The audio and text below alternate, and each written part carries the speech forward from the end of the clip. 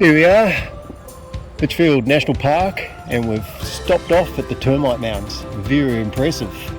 Looks like a stone hedge gone everywhere. But yeah, you can see the magnetic termite mines. Or mounds, I should say.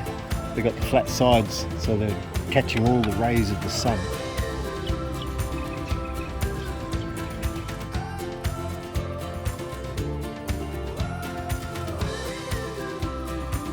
Another fine example of a termite mound. This one here is the cathedral. It can grow up to 5 metres high, and I think this one is about 50 years old. So, real beauty here at Litchfield National Park.